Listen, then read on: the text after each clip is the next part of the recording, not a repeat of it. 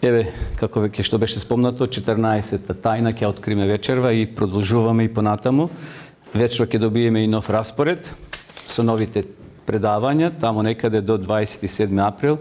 Значи имаме цела листа уште на нови теми, на нови тајни. Верувам дека Господ ќе ни даде здравје и сила да може да продолжиме. Веќе темата беше најавена и продолжуваме и вечерва да размислуваме за Антихристот. Минатиот петок зборувавме и рековме дека во кое царство е лоциран Антихристот. Од оние четирите.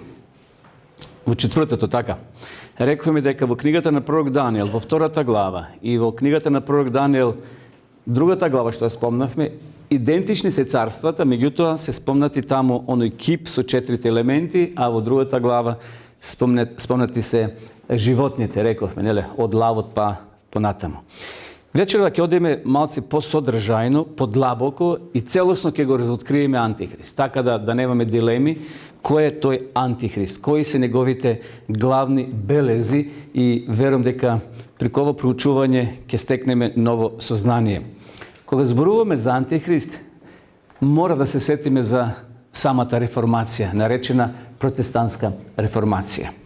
Интересно, кога се појавила реформацијата? Знаете, ова година прославиевме 500 години од оние тези кои биле закачени во Витенберг, на она црква, на она катедрала, и Мартин Лутер таму ги закачил како отпор на тогашната актуелна црква, која учела спротивно на Библијата. И Мартин Лутер, молејки се, читајќи Библијата, дошол до сознание дека сепак човекот ќе се спасува со вера, а не со дела. Значи, главното гесло и главното мото на самата реформација било спасување со вера или сола скриптура. Значи, реформацијата почнала, кога велам реформација, мислам на тие луѓе, на тие реформатори, на тие предадени луѓе на Бога, кои ја читале Библијата дословно и откриле многу работи. Затоа тие се спротивставиле на тогашната актуелна црква.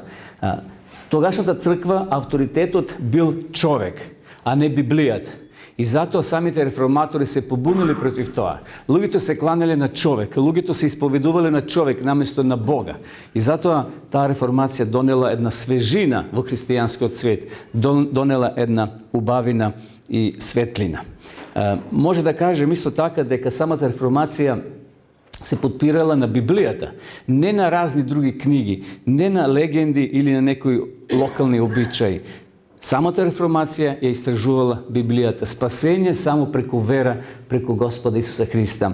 И навистина таа реформација се задлабочила во Светото писмо и ги открила главните карактеристики на Антихристот. И ние вечерва со Божја помош ќе одиме малце подлабоко и ќе видиме кои се тие атрибути, тие црти кои треба да ги знаеме кога станува збор за самиот Антихрист. Значи, реформаторите го освежиле и го открили спасението со вера наместо со дела. Тога, знаете, луѓето плакеле пари за да им се опростат гревовите. И многу луѓе последните денари ги давале за да им се простат гревовите. А знаеме дека Бог простува без пари. Но тогашната актуелна црква така учела. Реформаторите го откриле Бога, кон кого треба да трчиме, а не да бегаме. Знаете што учела тогашната актуелна црква? Ако си грешен, ќе гориш во пекол. Ќе гориш во пекол. Меѓутоа, Библијата не зборува за никаков пекол. Нема пекол, да не се плашиме.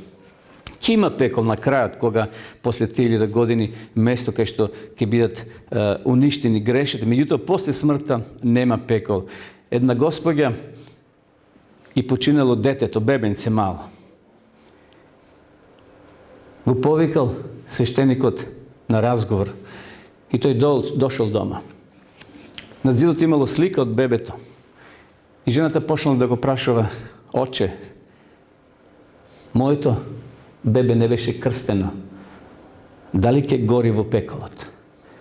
А свештеникот со груб глас: "О, Господјо, зошто си чекала? Зошто не си го крстела?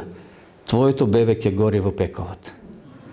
Како било тоа храбрување за таа напатена мајка, почитувани, кога еден свештеник со такви груби зборови се обратил?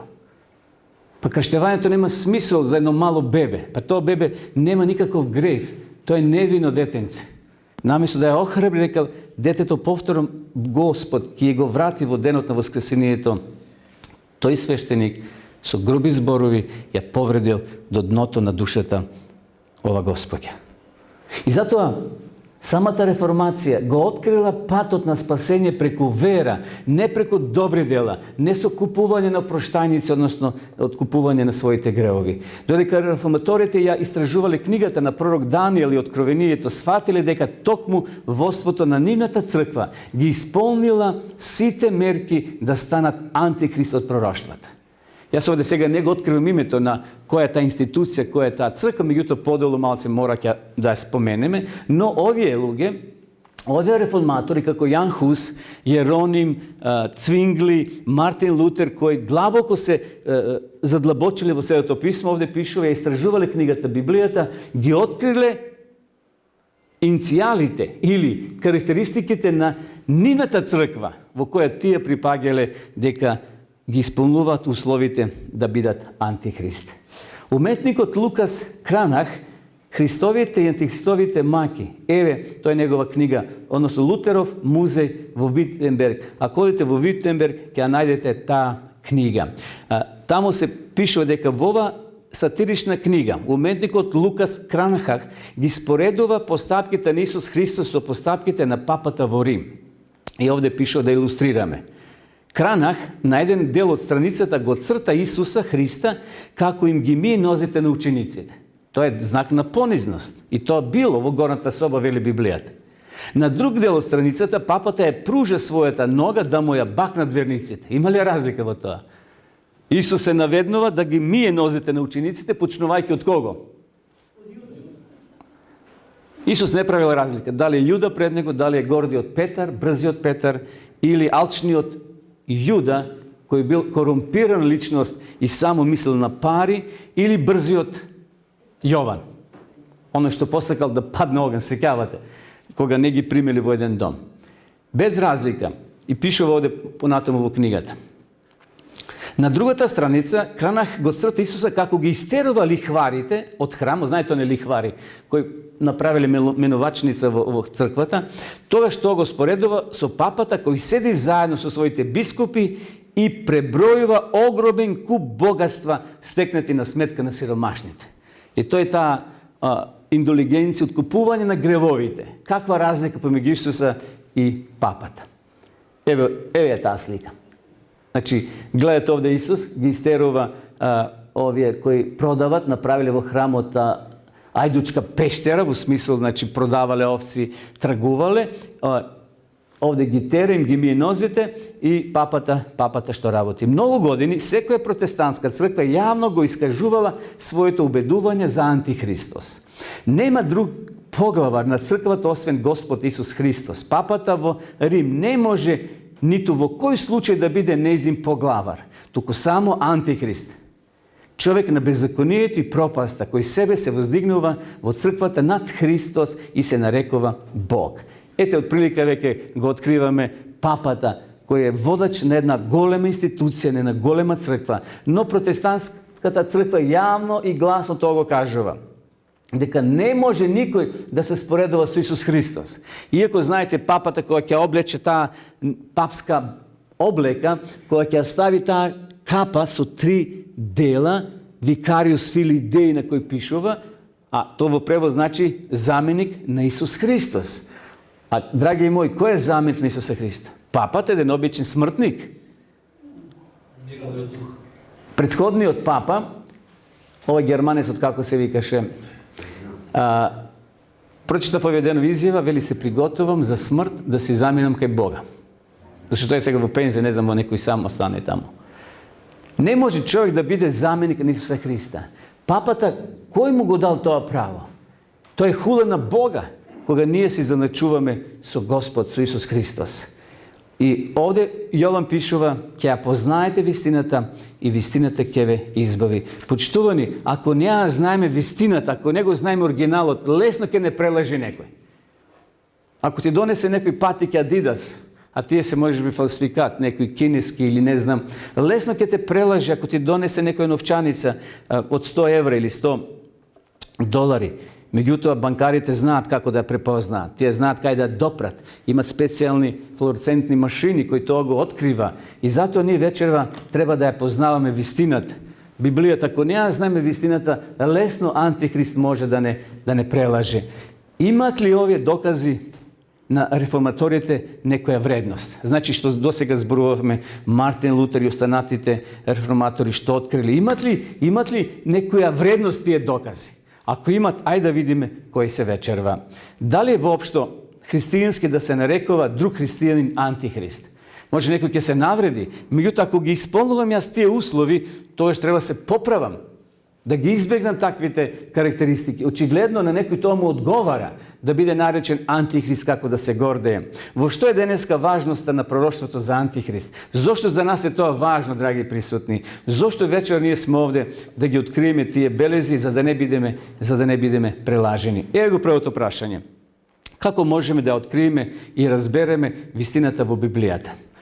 Овие беа поблагородни од солуњаните, тие го примија словото со голема усредност и секој ден го проверуваа писмото за да се уверат дали е тоа така. Затоа, почитувани, ако сакаме да дознаеме вистината, треба да ја читаме Библијата. Да одвоиме, јас сега нема да одредам сатница, дали 5 минути, 15 или половина час. Тоа од нашето време, од вашето време, секако се разбира колку имаме време, но овие христијани во Вереја, тоа е многу близко до нас овде, во соседна Грција, таму вели, секој ден го проверуваа. На друго место, друг превод вели, го истражуваа. Читаа, се молеа. Писмото, во тоа време не постоел Новиот Завет, само Стариот Завет постоел и тие го читале, го проучувале да ја дознаат правата вистина за Исуса Христа. Единствено секојдневна заедница со Христа и проучување на неговите зборови, секако преку молитва, може да не оспособа да откриеме вистината. И затоа многу е важно, почитувани, да се потврди се она што ние го читаме, да се потврди со Светото Писмо. Ако некој ти дојде, вели Павле, со друго евангелие, што да правиме? Да го отврлиме. Вели и ангел да ти дојде од небото со друго евангелие, спротивно на ова што постои, Библијата вели треба да ставиме прашалник и да размислиме дали е тоа од Бога. Единствено, значи, секојдневно да имаме врска со Господа преку молитва. Зошто библиското пророштво се служи со сликовите и негативни која ги опишува глобалните сили. Секако, како што Исус се служил со разни слики, со разни примери, шетајќи низ Палестина, низ полињата, Исус вели, излезе сееш да сее и ни дава порака. Едно семе падна таму, едно онаму и на крајот Исус дава тумачење. Така да при овие символи, што ние ги читаме во книгата на Откровение, на книгата на пророк Даниел, едноставно се дадени за секоја генерација. Да не ги тумачиме онака како што ние сакаме. Например, пророштвата на Нострадамус. Секоја генерација во секој век ги тумачи како што му одговара. И затоа тој е актуелен. Пред 100 години другачи ги тумачили, сега другаче, после 50 години, кој зна како ќе ги тумачат неговите пророштва. Меѓутоа, Библијата е константна, не се менува. Низините вистини остануваат секогаш исти. Оне што јас ги сакам, нив ги карам и воспитувам, и така биди искрен и покај се, вели Господ. Библијата ги опишува, почитувани, добрите и лошите страни на политичките водачи, на народите, на религиите. И затоа Библијата не прави цензури. Знаете, на вести може ќе стават цензури. Некој збор па ќе го пресечат и друг збор ќе му залепат. Библијата не прави цензури. Библијата кажува јасно и гласно што ќе се случи, како ќе биде, ако сакаме да бидеме спасени, што е потребно да сториме. Значи, Библијата е многу јасна и едноставна. Бог е строг во своите изрази, бидејќи е силен во љубовта кон својата црква. Тој ја сака својата црква.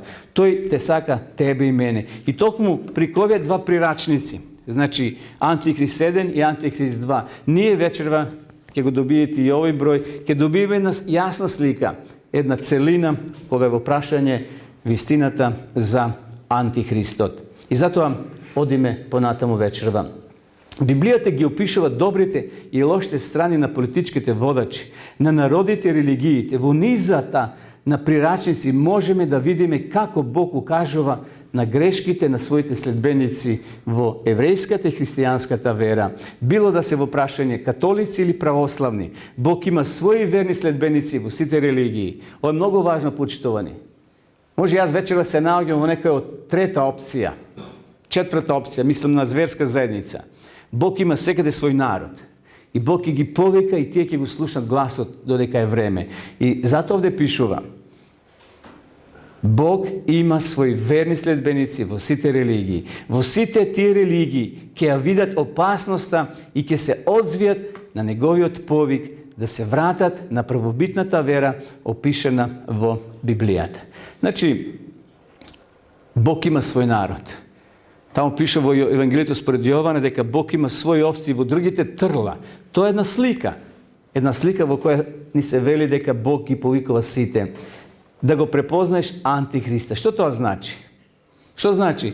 Па тоа значи да бидеш подготвен, да се соочиш со настаните кои ќе се случат во иднина. И затоа преку овие предавања, преку овие тајни 24 предавања што ќе ги имаме до крај, уште 10 има пред нас, ќе ни помогнат да се приготвиме, да се обучиме. Знаете, ако одиш на планина неподготвен, како овие деца што загинаа вчера, завчера, ти има ли некој искуство? Не доволно. Мора да имаш соодветна опрема. А Библијата ни дава во Ефесијаните опрема. Треба да имаш шлем, кацига, како се вели тоа, ремен, па други чевли да имаме, чизми што се вели за еден војник. Замислете еден христијанин да нема соодветна облека. А Библијата е тука поред нас и ни ги дава сите тие опции како треба да се облечеме како еден христијански војник. И затоа, по кои знаци ќе можеме да го препознаеме антихриста? Кои се тие знаци, почитувани? Малце се овие ситни, но јас ќе ги читам буквите. Клуч број 1, тоа го кажавме минатиот предавање, минатиот петок, значи се појавува на подрачјето на Западна Европа. Сеќавате тие 4 царства ги спомнав и дојдовме до 4-то царство и таму се појавува антихрист. Второ, се работи за мало царство. Значи, за мала територија. Некад имам овде запишено, подосна ќе ја спомнам таа бројка, ќе видите дека Ватикан е една мала држава од неколку стотици квадрати. Подосна ќе ја кажем и бројката. Меѓутоа, се појавува, значи, на тлото на Западна Европа. Мало царство, се работи за мала територија, но со силно влијание. Цел свет ќе покори во себе. Сите водачи верски ќе одат таму на поклонение. Се појавува 10 племиња. Рековме оние 10 племиња што се распаднало Римското царство и оние 3 племиња ќе исчезнат, ќе бидат искорнети и на тоа место ќе се појави тој мали рог и ќе ги надвладе и останатите со својот авторитет и со својата сила. Ги победува 3 племиња додека самото не добие власт. Понатаму се разликува од сите 10 племиња. Тоа е петото, шестото, ќе има човек на своето чело. Или ќе има човек на чело, човек кој ќе зборува негово име. Значи, тоа институција ќе се појави, но пред таа институција ќе има човек, ќе има атрибут на човек. И тоа ни покажува дека станува збор за, иако рековме ова е безимено животно, четвртото не го дефинираме минатиот пат, прво рековме лав, па мечка, па рис, знаете, со 3 ребра што ги држеше мечката во устата. Меѓутоа, ова безимено животно ја укажува на четвртото царство. И тука, кој ќе се распадне на тие 10 делови, од кои денеска е составена Западна Европа, ќе се појави малиот рог. Ќе зборува хулни зборови против всемокниот. То подосна ќе го споменеме во ликот на 10 заповеди. Четвртата заповед ќе биде променета. Втората ќе биде истргната. Интересно, ќе направат повторно 10, но тие ќе бидат фалсификат, нема да бидат како што е оригиналот. Ќе го прогонува Божиот народ 3,5 години и рековме минатиот петок, тоа значи 1260 години, кога ќе помножиме едно време 1 година, 2 времења 2 години, половина време и половина година, рековме, се зема 30 дена од годината, не 28 или 31, така да 1260 години, ден за година, Божиот народ ќе биде прогонуван. И тие години ќе ги спомнем малце подолу. Ќе покуша да ги промени времињата и законите. Навистина, еве вечер ќе ги отвориме тие нови клучеви.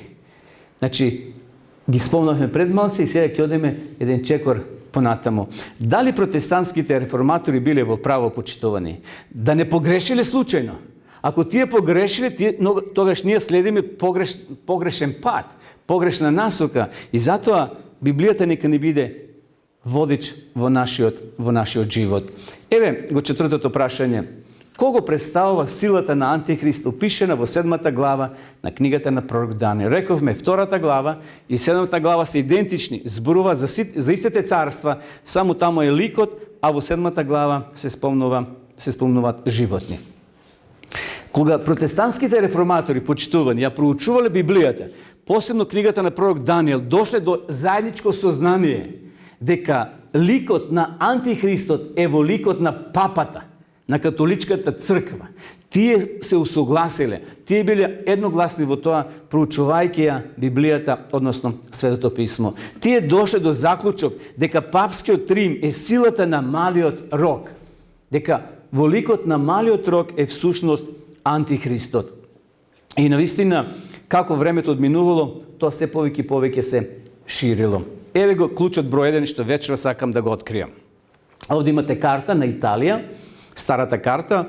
Клуч број 1 се појавува на тлото на Западна Европа. Факт број 1 за Антихрист. Папството се појавува на тлото на Западна Европа. Еве другите клучеви ќе ги отвориме вечерва заедно, почитувани. Тоа ќе биде мало царство.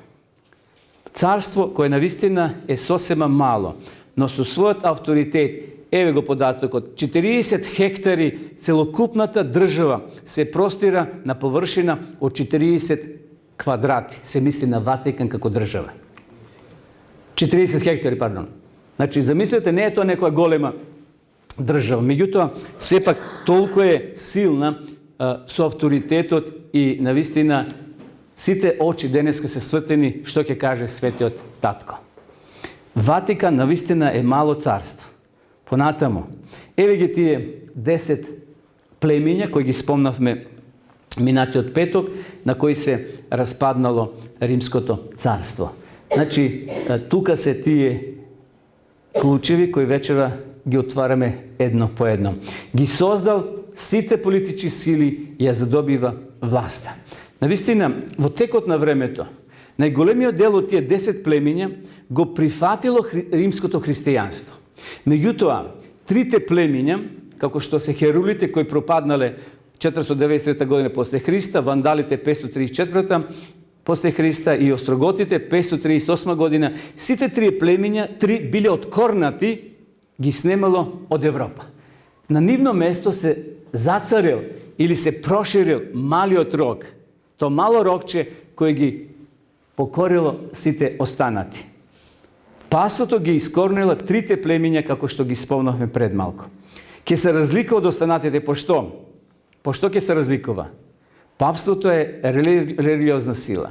Едноставно, ке има човек на чело, ке има човек. Значи, човек кој ќе зборува во име на таа институција. Папата почитуван е апсолутен господар, односно поглавар на црквата. Тој е господар апсолутно. Тој што ќе каже, тој кога ќе крене раката, кажено е. Значи, кој ќе седне на престолот, тој има право да простува греови. А само Бог може да ни простува, почитувани. Човек тоа не може да го прави. Затоа, понатаму вели, ќе зборува хулни зборови против всемокниот. Да, папата тврди дека е Бог на земјата. Кој му го дал тоа право? Според Библијата, богохулението е присвојување на правото за простување гревовите, пишува во Лука 5:21. Или јас да се ставам на местото на Бога. И знаете, ти имат своји прошталници, кај што влегуваш таму во едно сепаре, таму е свештеникот зад пердето, зад завесата, и ти доаѓаш или јас и се исповедам на човекот. И тој вели, добро керко, добро синко, ти простова. Кој му дал тоа право, почитувани, кога само Бог има право да ни простова? Папа да тврди дека е тој господар или Бог на земјата. Меѓутоа, еве што пишува во една енциклопедија. Ние, се мисли папата, го заземаме на оваа земја, местото на Богот се мокнеот. Тоа е големо енцикличко писмо на папата Лав 13. Односно, 13. Кој му го дал тоа право, почитување на папата да простува? Ево уште едно писмо. Папата не само што го представува Исуса Христа, туку тој самиот Исус Христос, сокриен под плаштот на телото. На тој начин свештеникот може да се нарече создател на Создателот, бидејќи изговарајќи ги овие зборови на посветување, го создава самиот Исус во сакраментот. Знаете тоа што е сакрамент? Тоа се тие елементи кога се учествува на вечер Господова и кога свештеникот ќе се помоли, тие верува дека вистински го јадат Христовото тело и ја пијат вистински Христовата крв. А Библијата вели дека тоа е символ. И ние користиме вино и леп. Вино се мисли на гроздов сок и леп без квас. Меѓутоа тоа е една символика. Исус вели правете го ова за мој спомен додека не дојдам. Меѓутоа гледате што и како се размислува под управа на папството. Ќе го прогонува Божиот народ. И навистина тоа се случило и ќе се случува. Значи, папството прогонувало и убивало милион луѓе. Еви за вас неколку податоци почитувани. Во текот на мрачниот век, Римската црква убила повеќе луѓе отколку Хитлер во текот на Втората светска војна. Дали верувате во тоа? Еве го податокот. Умерените процени зборуваат за убивање на 50 милиони мажи, жени и деца. Додека некои по-силни или по-јаки стручњаци ја крева таа бројка над повеќе од 150 милиони луѓе. Зарем е можно? Христијани да убиват христијани. Милиони луѓе се спалувани поради ерес. Ерес значи погрешна наука, лажна наука. Спротивно таа актуелната што тие учеле. Иако едноставно ги следеле библиските вистини наместо диктатот и традицијата на црквата. Зарем е можно, почитувани, оние кои се крстат во името на Бога, а да не зборуваме за тие крстосни војни. Токму за тоа се зборува кога ете од 50 до 150 милиони, а Втора светска војна толку нема убиено луѓе. Замислете, во име на Бога страдале мажи, жени и деца. Одиме на следниот девети клуч. Ке биде на власт 1260 години. Ево овде имате една мала скица, го разбереме тоа на српски, но значи ова е Христовото време, 538 година, папството добива сила, добива моќ. И 1260 години тука се тие страдалници од 50 до 150 милиони христијани кои страдале, кои сакале да ја следат Библијата, а не традицијата. И ден за година кодеме, тоа е тие 3,5 времиња, што ги томачевме минатиот петок, 1 година, 2 години и половина година. Значи, ден за година, ако ги земаме, 1200, тоа е темен среден век. Тоа е страшно. Да си бил христијан во тоа време било многу тешко, почитувани, но сепак Бог и во тие денови и во тоа време имал свој народ. Паството владело 1260 години. Значи, добило врховна власт 538 година после Христа, кога е остранет конечниот противник. Значи, тие 3 рокчиња што биле тргнати. Последното рокче било остроготите. Тоа му сметало на паството да се расшири, да се расврли.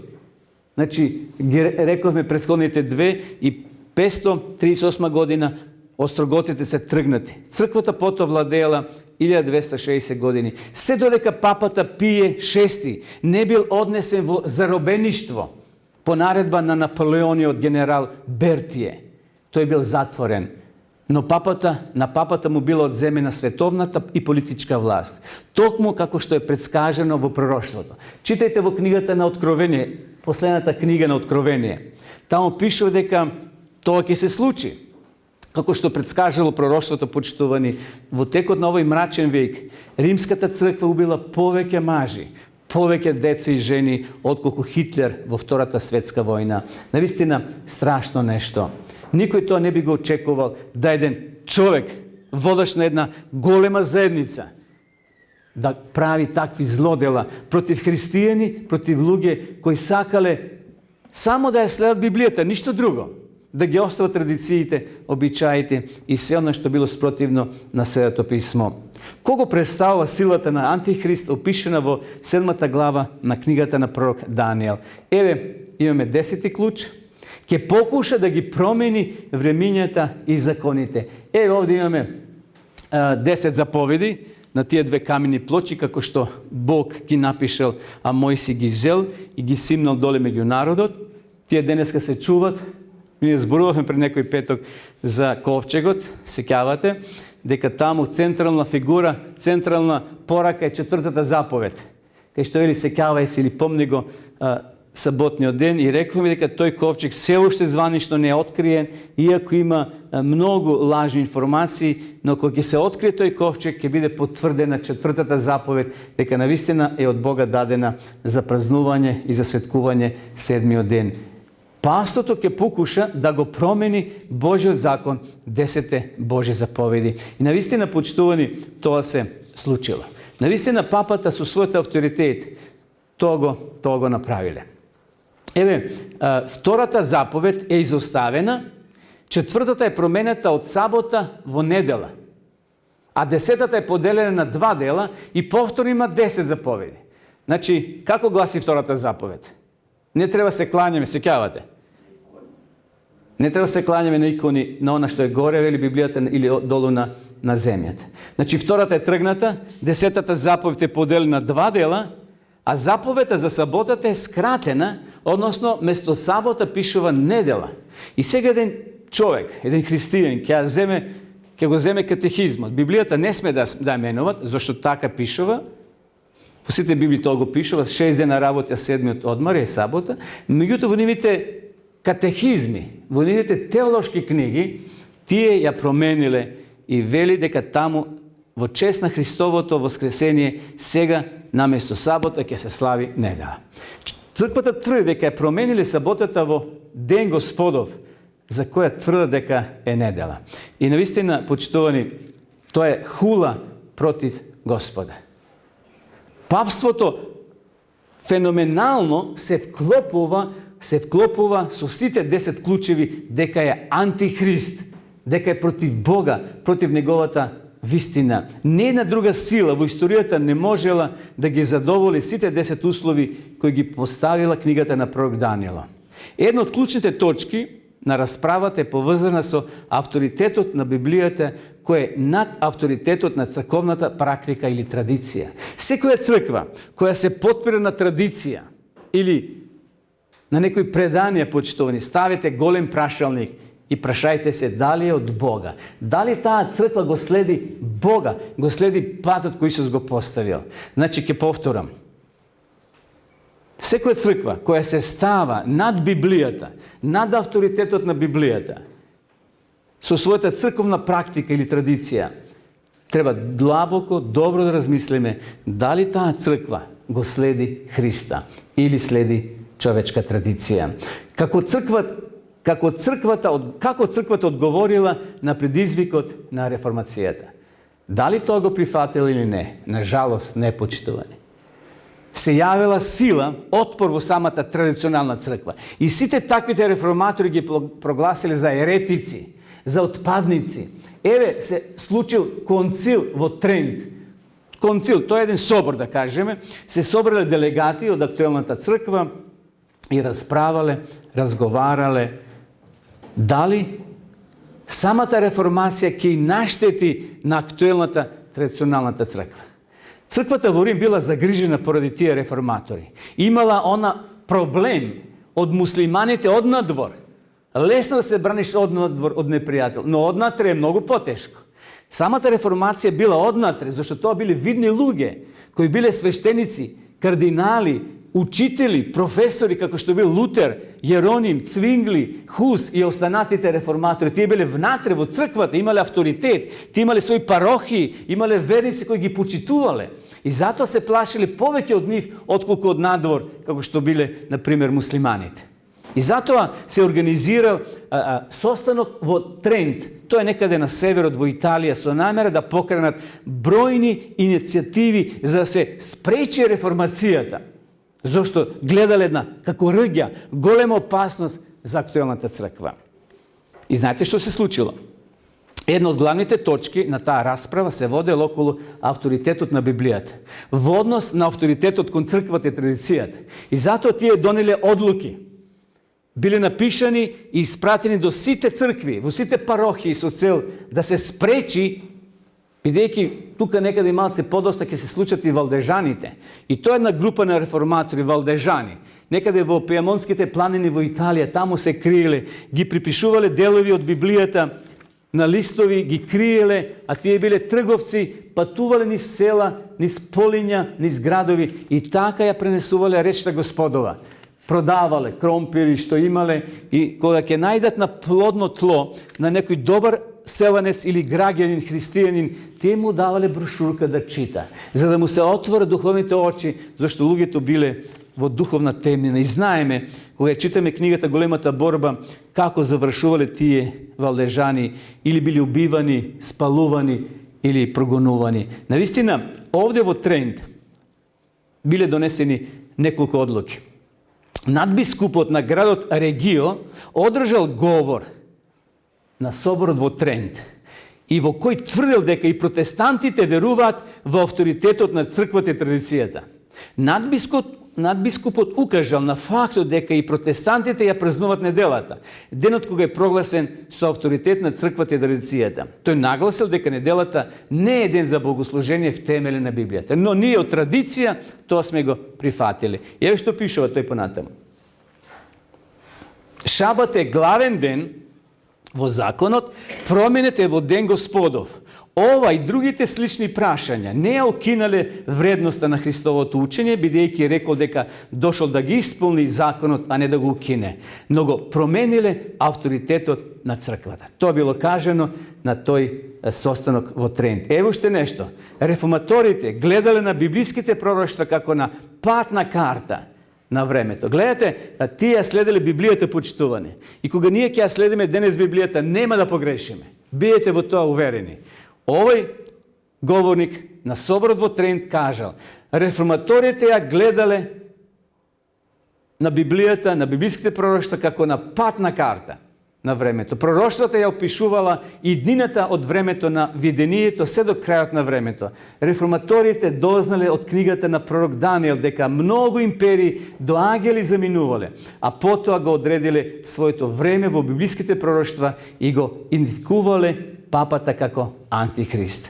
Наистина, овие се драгоцени изјави, драгоцени информации што вечера ги споделуваме, почитувани. Да знаеме што се случувало зад кулиса, зад пердето, зад завесата. Што мислеле едните и другите. Денеска ние тоа може да го читаме и за да не бидеме ние заведени, за да не бидеме заблудени, вечерва ја кажуваме вистината. Прашањето беше што црквата направила да би таквиот пристап кон библиските пророштва. Правеле, сакале, меѓутоа не можеле. Но во крилото на католичката црква се појавил еден ред, едно движење наречено језуити. Језуитскиот ред предложил две можности во поглед на пророштвата. Претеризам, тоа значи пременување на пророштвата на минатото, да се пременат, да се споредат со минатото, и футуризам, применување на пророштвата на еднината. Така да се скрене тој удар што самата реформација ќе го зададе на тогашната актуелна црква. Шпанецот по име Алказар изразил мислење дека сите овие пророштва на книгата на пророк Даниел се однесуваат на евреите и на паганскиот Рим. Гледате како сега водот се скренува на друго место, по друга линија, да луѓето бидат збунети. Применувајќи ги сите овие пророштва на минатото, пристап познат под името претеризам, довела црквата во тоа време воопшто да не се интересира за пророштва. Гледате, ѓавот е секојаш тактичен, секојаш е мудр, почитувани. Кога нешто треба се открие, тој ќе ти даде нешто споредно да губиш време. Да тргнеш по тој пат, а тој пат води никаде. Вториот пристап го формулира вториот шпанец Франциско Рибер. Рибер објавил коментар од 500 страници за библиските пророштва, пременувајќи го првиот дел од откровението на паганскиот Рим, а сите останати делови на далечната иднина. Ова футуристичко гледање го поддржал вториот језуит по име Роберт Балармин. Гледате, тоа е историја, малце може ќе се замараме, но сепак ги ставив овие цитати со цел да се малце освестиме дека зад грб се работат многу работи. Ние можеби и не сме информирани и нешто ќе ни биде само сервирано да го прифатиме. Но кога имаме вистината, ќе правиме тогаш разлика. Белармин посебно својот напад го насочил кон начелото ден за година за библиското пророштво. Ние вече зборував минатиот пат. Значи во пророштвата кога учиме, еден ден означува една година. Сега овај Балармин, за да го спречи тоа тумачење дека папството ќе влади 260 години, го негира тоа тумачење. Тој рекол дека Антихрист е евреин кој ќе владее 3,5 дословни години при крајот на времето. Ако се дословни години, колку е тоа време? 3,5 години. Колку е тоа месеци? 3,5 дословни години. Тоа е многу малце, не? Меѓутоа, гледате, од едно пророштво што има своја логика во Библијата и тежина, овој сега го применува на друго место. Овие језуити 1260 години на владење го префрлиле од своето време на последните денови. Непосредно при крајот на историјата на оваа земја. И така и папат и црквата биле ослободени од било каква врска со Антихрист од библиските пророштва. Им олеснало сега. Гледате како ги луѓето водат по погрешен правец. И затоа, почитувани, да ја читаме Библијата. Библијата нека биде навистина таа книга мерило во нашиот христијански живот. Нажалост, многу христијани од нашето време и понатаму веруваат во една од овие две алтернативи. Знаете дека Библијата зборува дека папата ќе добие смртна рана. 1728 година тој е однесен во заробеништво. Но Јован во Откровение дава една друга силна изјава, дека таа смртна рана ќе зацели, ќе се исцели, што означува дека повторно папството ќе добие авторитет, ќе му се врати правобитната сила и власт, и повторно ќе завладе, ќе му се даде место од 40 хектари, рековме Ватикан, толку фаќа и повторно ќе се засили, повторно ќе дојде. И еве го текстот, што предмалце го спомнав индиректно. И видов дека една од главите негови, како да беше смртно ранета, да, тоа се случило 1798 година, смртно ранет папата и однесен во затвор. Но што се случува? Таа смртна рана му заздраве. Тогаш се зачуди целата земја и тргна под зверот. Папството, почитувани, ја задобило својата смртна рана. Кога папата бил однесен во заробеништво 1798 година. Но Јован гледа во видение, Бог му открива дека таа рана ќе се зацели. Овде пишува ќе заздрави. Силата на Антихристот ќе се врати. И Јован видел дека целиот свет ќе му се восхитува. Па нема председател на моќна држава, сега да не ги спомнам тие западните, да не отиде кога ќе заземе власта, да отиде таму кај него, кај тој и да бара совет. Дали е тоа вистина? Сите водечки држави, односно председатели, одат на поклонение, да добијат совет како да управуват со земјата која му е доверена. Навистина овде вели, се зачуди целата земја и тргна под зверот. Значи, улогата и влијанието на папството се случува многу силно во последните денови и навистина тоа ќе биде обработено и овде обработено во овој прирачник што подосна ќе го добиете, почитувани. Како начелата на реформацијата можеме денес да ги примениме во својот живот? Ајде да се вратиме ние на старите патики. Да се вратиме на тие стари патишта што вели во Библијата. Тие пати што се проверени. Ако следиме некој пат, како планинари, што не е проверен, може да заглавиме како што заглавиле тие младите пред некој ден. Но ако го следиме вистинскиот пат, кој е трасиран од страна на Бога, еве го текстот. Патеката на праведните е како блескава светлина, која свети се повеќе и повеќе, дури не настане ден. Библијата вели дека ние живееме во време на ноќ на оваа земја.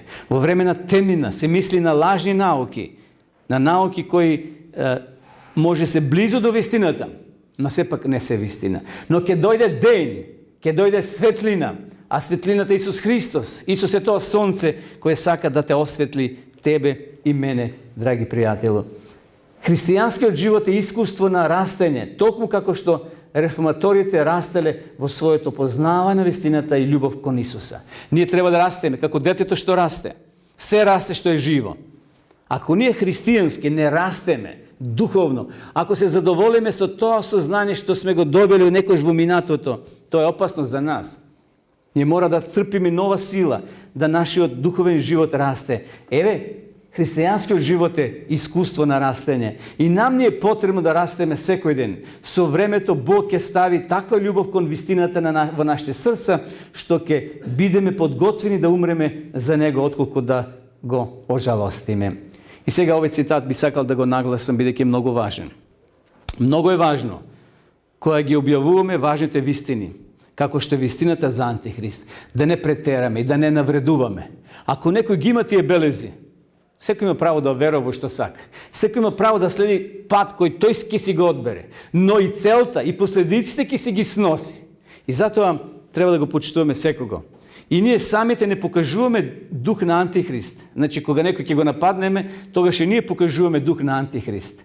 Потребно е да бидеме скромни, полни со љубов и да се насочиме кон Христа. Не смееме да се занимаваме со слабостите на другите, туку треба да го воздигнеме Христа. Многу е важно да го знаеме тоа пророштво, бидејќи тоа знаење ќе не сочува од лагите и заблудите. Меѓутоа, самото знаење на идентитетот на Антихристос нема да не спаси, но познавањето на Исус Христос сигурно. Затоа, почитувани, ние може да бидеме начитани, може да ја знаеме Библијата, да ја прераскажеме и да протумачиме, но ако немаме љубов, ако немаме заедништво, односи со Бога, Бог сака да има односи со нас, заедништво. И ако не ги цениме луѓето такви какви што се, сите сме пред Бога, ние деца, синови, керки. Ако не го познаваме вистинскиот Христос и ако не живееме како што тој бара, самата теорија што ја знаеме за Антихрист, ништо нема да ни помогне. И затоа Бог вечерва сака да ни каже 3 многу важни факти. Протестантските верници сметат дека пророштвата се патна карта низ времето. Да, и ние сме протестанти. И ние сме таа голема рамка на протестанти, а внатре ги има многу помали групи. Значи, ние протестираме против лагата, и ние протестираме против невистината, и ние протестираме против тоа што вистината се продава за пари, и ние протестираме што луѓето се во духовен мрак. И затоа сакаме преку овие пророштва да ги откриеме тие тајни, да луѓето не бидат во заблуда. Да, Библијата за нас е патна карта кон небото, кон времето. Фактите за делувањето на Римската црква во историјата зборува дека таа ги исполнува библиските знаци на Антихрист. Значи, католичката црква, начело со папата ги има сите атрибути, сите знаци на Антихрист. Нам ни е необходно да покажеме Христов дух кога се занимаваме со чувствителните пророштва. Би сакал при крајот на ова размислување да спомнаме на случка од Мартин Лутер. Знаеме, тој бил водач на таа реформација во тоа време. Јас имав прилика да ја видам и вратата кај што ги закачал тие 95 точки. Наистина тоа е чувство да го видиш местото кај што стоел Лутер пред 500 години. Да се осмели тогаш некој да каже не, ти си Антихрист или ги имаш атрибутите на Антихрист, главата може да ти одлете. Меѓутоа, Лутер бил сигурен дека му служи на Бога. Тој бил сигурен дека го следи вистинскиот пат, бидејќи ја превел Библијата тогаш на германски народен јазик. Тоа време докато бил во прогонство, додека се криел по селата ки своите роднини, тој ја припишувал, односно ја преведел Библијата. Бог го искористил, го употребил, како што Јован Богослов, кога бил фатен и затворен во затворот на островот Патмос во Грција, таму да крши камења, Бог му дал прекрасни откровенија. Да не бил Јован, денеска би го немале откровението. Една од најубавите книги, која го опишува новото небо и новата земја. Гледате, браќата на Јосифа го продале за пари, а Бог прави чудо од Јосифа. Да го спаси големиот Египет од глад, па и неговото семејство 70 души кога дошле да се преселат, за да ги преживеят тия 7 гладни сушни години. И зато Јосиф што ми вели на браќата? Вие мисливте лошо, но Бог тоа го изведе на добро. Гледате, почитувани. Лутер бил повикан, еве случката, бил повикан на сослушување. Лутер се подпирал целосно на Исус Христос. Тој буквално се молил со сати секој ден и скромно го проучил писмото.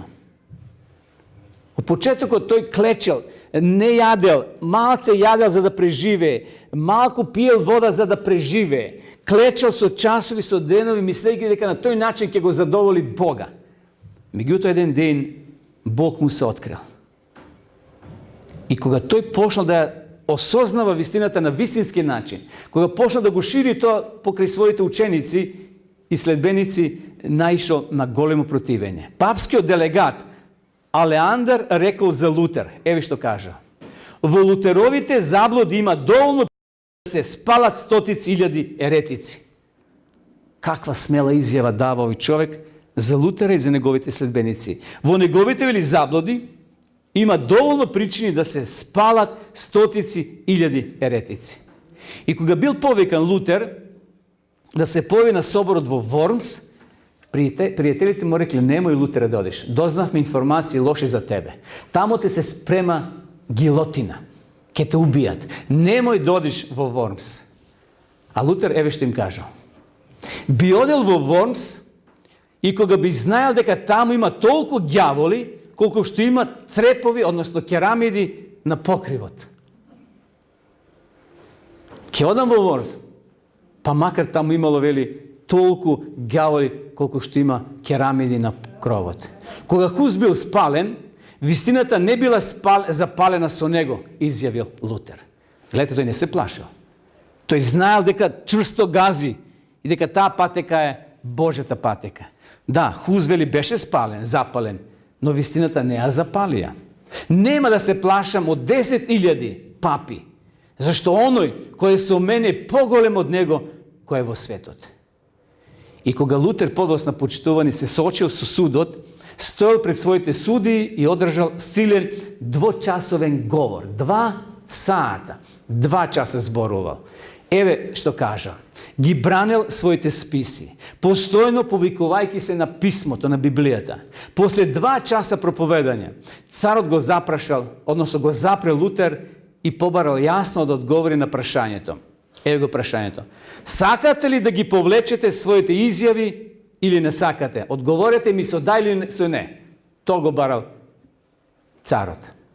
Тогаш Лутер го изговорил оној прочуен одговор. Бидејќи вашето царско величество бара јасен одговор, ќе дадам еден без копита и рогови. А тој гласи вака: дека морам да се осведочам врз основа на писмото или на јасните докази. Јас не можам да се потпрам ниту на папата, ниту на концилите, зашто е јасно како ден, дека не само што грешеле, туку и противречеле самите на себе. Јас сум врзан за текстовите на Библијата, кој туку што го наведував. Мојата совест е врзана за Божјата реч. Јас не можам ниту сакам да се откажам, зашто да се постапува против совеста не е ни често ни сигурно. Овде стојам и не можам поинако. Господ да ми помогне. Амин. Тоа било одговорот, почитување на Лутера. Не бил со да и со не, малце подолг, меѓутоа тој јасно го кажал чувството во себе кон Бога. Јас сум врзан, вели, за Библијата, за Светото писмо. И она позната изрека што може да најдете секаде, негова, Лутерова: овде стојам и не можам поинако.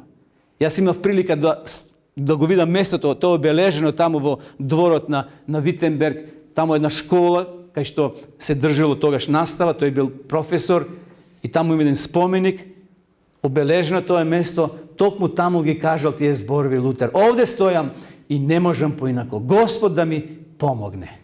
Почитувани, што значи да се застане на Божјата страна? Како што сторил Лутер. Дали сме ние вечера подготвени да застанеме на Божјата страна? Па макар и небото да се сруши. Па макар кој знае што да се случи. да застанеме на Божјата страна. Подобро да умреме на страната на Бога, отколку да живееме на страна на ѓаволот. А Бог секако нема да дозволи, според неговата промисла. Тој знае, тој ни одредил век и денови и часови. Тој одредил меѓа, вели Библијата, преку која не може да поминеме. Нека Божјата волја, Божјата милост ни помогне да ја следиме, почитувани, вистината. Како се однесувате кон луѓето кои не го делат вашето мислење? Како? Нормално треба да се однесуваме, не да ги понижуваме, да бидеме ние посупериорни, туку да бидеме понизни. Павле што вели? Со големите бев како? Голем. Со понизните, со простите бев таков. Павле се прилагодувал, апостол Павле. Тој бил филозоф со 3 факултета. Неговиот речник бил многу појак, посилен, но кога бил со обичен народ, тој се прилагодувал. Ако ги читате неговите посланија, се тешки за разбирање, посебно евреите и римјаните. Но Павле е еден интелигентен човек, Бог го потребил за да ја пренесе вистината и во Мала Азија и на овие наши простори. Како да се однесуваме едноставно, да ги сакаме сите? Како би одговорили на оние кои би ви рекли дека библиското пророштво нема право да суди на поединци или на религиозно тело? Ние вечера никого не осудивме, ние само дадовме рамки, дадовме иницијали, дадовме белези, карактеристики кои можат да се применат на таа институција, на таа сила, на тој човек кој е водач на таа црква. Бог ги сака сите. Бог не сака почитувани сите. Без разлика каде сме, рековме, читавме. Бог вели, имам овци во другите торови, но не за долго. Времето полека се ближи. Времето полека, како тој 500 часовник, полека истекнува. Наскоро ќе пропадне последното зрнце. Наскоро вратата на бродот ќе биде затворена. Наскоро Ној ќе покуша да ја отвори кваката, да притисне. Нема. Бог ја запечатил однадвор, ангелот дошол ја запечатил. Тропале луѓето после 7 дена, сакале да влезат натре, но нема веќе крај. Конец, што се вели. Крајот наскоро ќе дојде. Но пред да дојде крајот, почитувани, Бог сака вечева ние да му се предадеме целосно. Дали сме подготвени да го следиме Исуса, каде што тој ќе оди, дури ако се соочиме и со противници на нашата вера. Да, ќе има противници на нашата вера. Исус имал противници, имале реформаторите противници, но те истраеле. Бог да ни помогне да издржиме на тој пат и да се најдеме еден ден во Неговото царство. Амин.